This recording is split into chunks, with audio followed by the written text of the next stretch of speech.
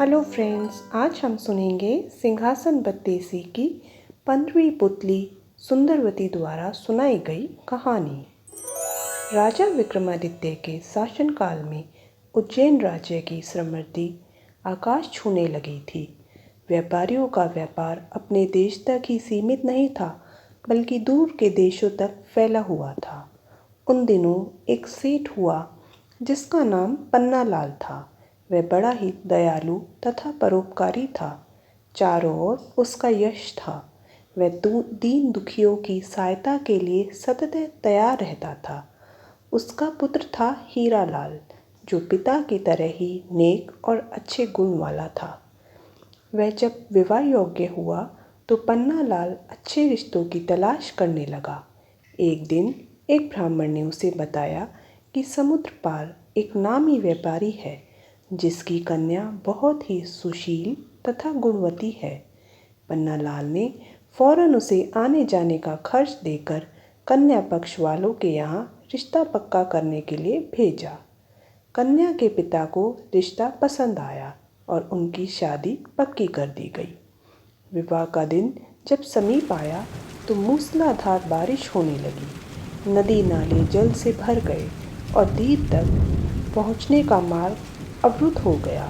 बहुत लंबा एक मार्ग था, मगर उससे विवाह की तिथि तक पहुंचना असंभव था। सेठ पन्नालाल के लिए यह बिल्कुल अप्रत्याशित हुआ।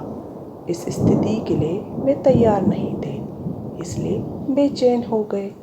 उसने सोचा कि शादी की सारी तैयारी कन्या पक्ष वाले कर लेंगे और किसी कारण बारात नहीं पहुंची तो उसको ताने सुनने पड़ेंगे और जब हंसाई होगी। जब कोई हल नहीं सूझा तो विवाह तय करने वाले ब्राह्मण ने सुझाव दिया कि वह अपनी समस्या राजा विक्रमादित्य के समक्ष रखे। उनके अस्तबल में पवन वेग से उड़ने वाला रथ है और उसमें प्रयुक्त होने वाले घोड़े हैं, और उस रथ पर 8-10 लोग वर सहित चले जाएंगे और विवाह का कार्य शुरू हो जाएगा।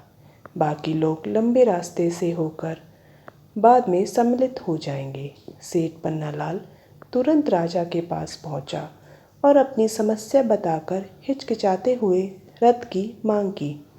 राजा ने मुस्कुराते हुए कहा कि राजा की हर चीज़ प्रजा के हित की रक्षा के लिए ही होती है, और उन्होंने अस्तबल से प्रबंधक को बुलाकर तत्काल उसे घोड़े सहित वह रथ दिलवा दिया। प्रसन्नता के मारे पन्नालाल को नहीं सूझा कि विक्रम को कैसे धन्यवाद दे।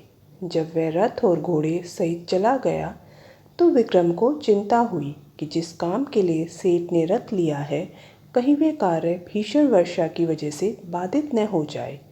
उन्होंने माँ काली द्वारा प्रदत्त बेतालों का स्मरण किया और उन्हें सकुशल वर को विवाह स्थल तक ले जाने तथा विवाह संपन्न कराने की आज्ञा दी।